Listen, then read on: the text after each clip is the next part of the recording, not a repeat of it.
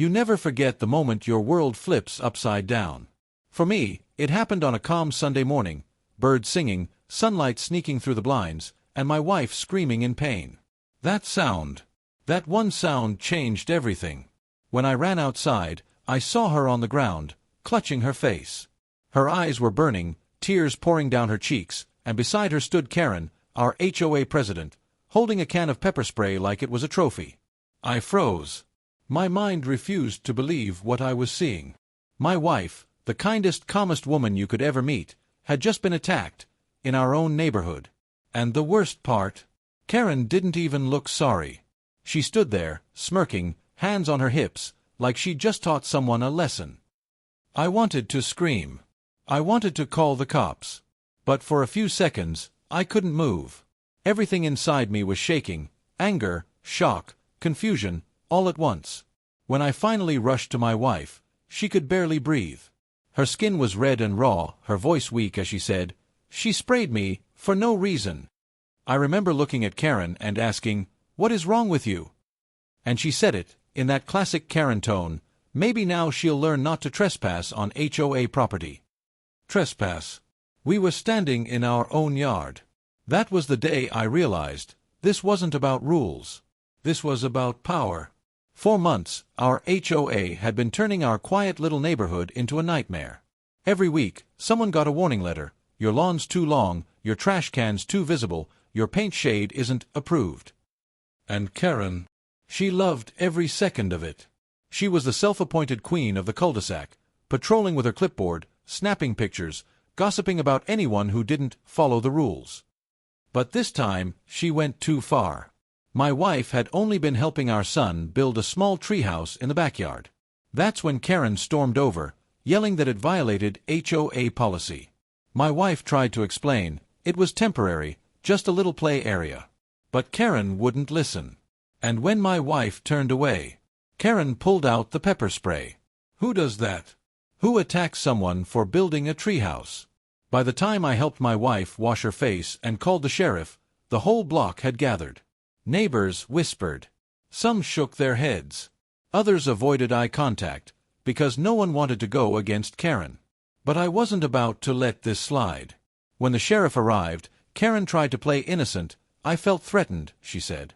The officer looked from her to my wife, who could barely open her swollen eyes. He sighed, then said, "Ma'am, you're under arrest for assault." Karen's jaw dropped. For once, the queen of the HOA had lost control. She screamed, she argued, she even tried to call her lawyer right there. But the sheriff wasn't having it. Watching her get cuffed was the first breath of relief I'd felt in months. But that was only the beginning. Over the next few days, the neighborhood exploded with drama. HOA board members sent apology letters, not to my wife, but to themselves, claiming the incident had damaged their reputation. Can you believe that? They were more worried about their image than my wife's pain.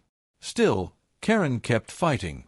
She filed complaints, demanded her charges be dropped, claimed my wife had provoked her. But there were witnesses, and even a security camera. The footage showed everything. Karen walking up. Karen yelling. Karen raising her hand. And then, the spray. That video became our lifeline. My wife cried when she saw it. Not just because it proved the truth, but because she finally realized how much this HOA had poisoned our peace. We thought it was over, that justice would take care of the rest. But the universe had one last twist waiting for us. A few weeks later, we got a letter from the court. Karen's case had been assigned to a new judge. And when my wife saw the name, her jaw dropped. It was her.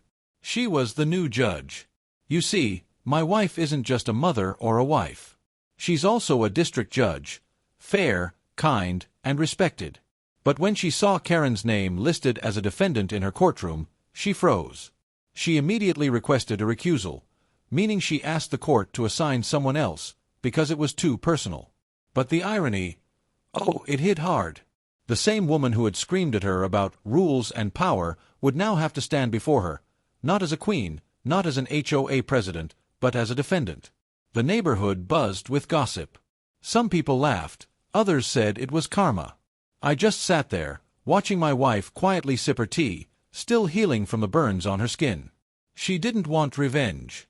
She just wanted peace. But peace is hard to find when power-hungry people run your home like a kingdom. That's when I realized this story wasn't just about us. It was about every family who's ever been bullied by an HOA. Every person who's felt powerless in their own yard. Every time someone said, "It's just the rules," when what they really meant was, "I like control." The pepper spray hurt. The humiliation hurt more. But what truly broke us was realizing how fear had made everyone else silent. Our neighbors admitted later, they'd all seen Karen lose her temper before. They just never thought she'd go that far. And now that she had, they were afraid to speak up. But not me. Not anymore. I decided to fight back, not just for my wife, but for everyone in that neighborhood who'd been treated like a prisoner in their own home. So when the sheriff called to update us, I told him, "We'll cooperate fully. And we'll make sure this never happens again." Because sometimes, you have to stand up, even when your hands are shaking, even when your voice cracks, because silence only feeds the bullies. And Karen, she was about to learn that lesson the hard way. The next HOA meeting was packed. People who'd never shown up before filled every chair, every corner. Karen wasn't there, obviously, but her allies were. They tried to defend her, saying it was a misunderstanding. I stood up and said, "A misunderstanding doesn't land someone in the hospital." The room went quiet. Then one by one, people started speaking up. A retired man said Karen fined him for having Christmas lights up too long. A single mom said she'd been threatened with eviction over a fence color. The floodgates opened. For the first time, people weren't afraid. And as I looked around that room, I saw it change. Real, honest change. That night, the board voted to remove Karen permanently. Her title, her power, her little clipboard kingdom, gone. And as we walked home, my wife held my hand and whispered, maybe this was the only way things could change. But change doesn't erase scars. Even now, when I see a can of pepper spray, my stomach twists. I still remember that scream, that moment of helplessness.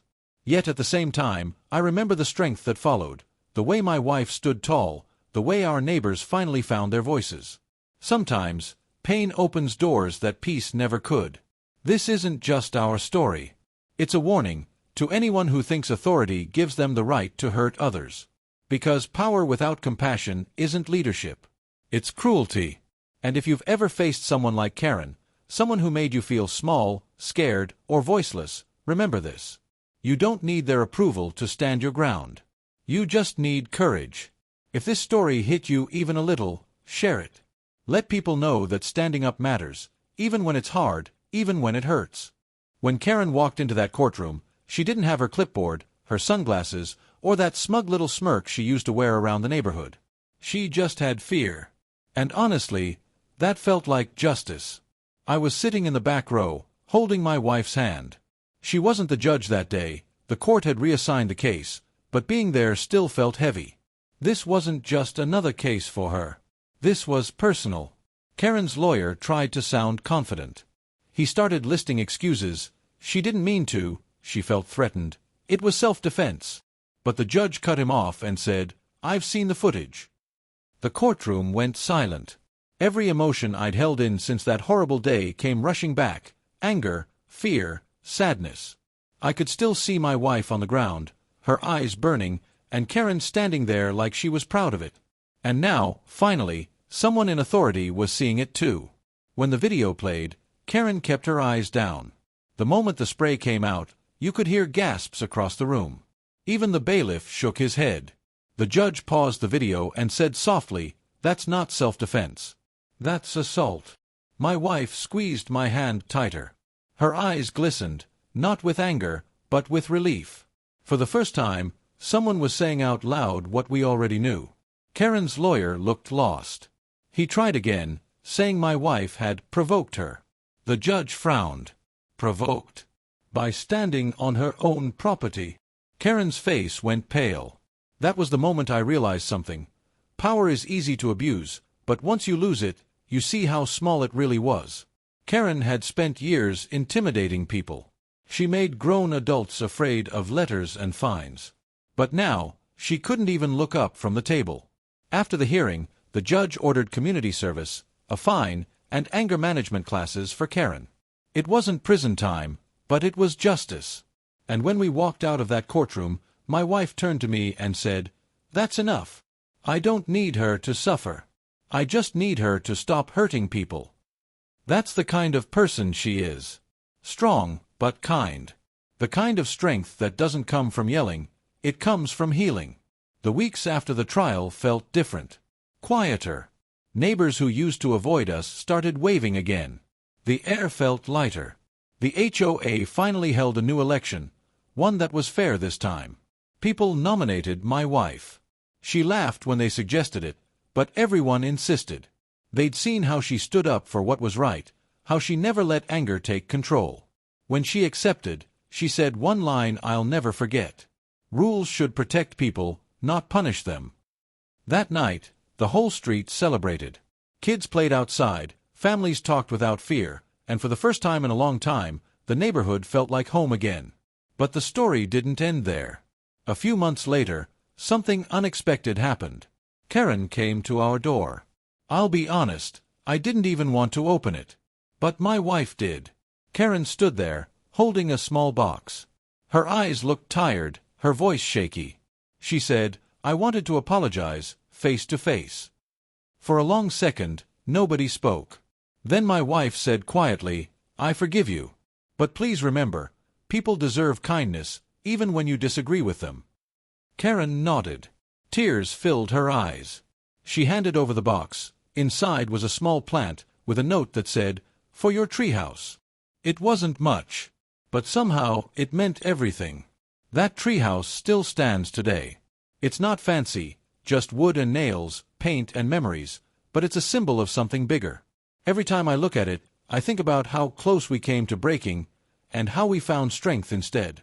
You see, pain can make people bitter, or it can make them brave. And my wife, she chose brave. She never let that one act of cruelty define her. She turned it into a lesson, for us, for our community, and maybe even for Karen. Sometimes, I still wonder what made Karen so angry, so controlling. Maybe it was loneliness. Maybe it was fear of losing power. But the truth is, hurt people often hurt others.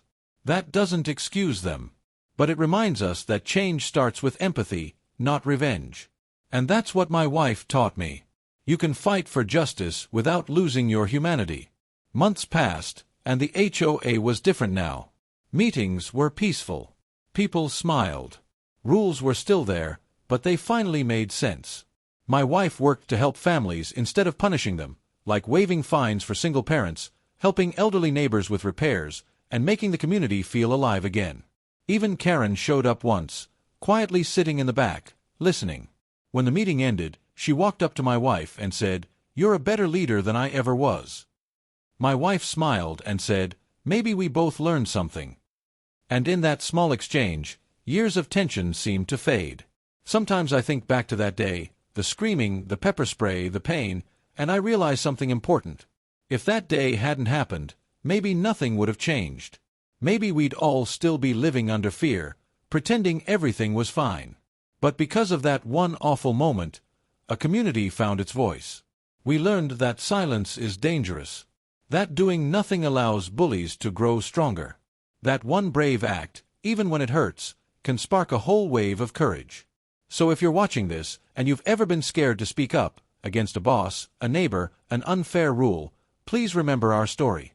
You don't have to fight with anger. You don't have to fight alone. You just have to say, "Enough." Because sometimes, that one word can change everything.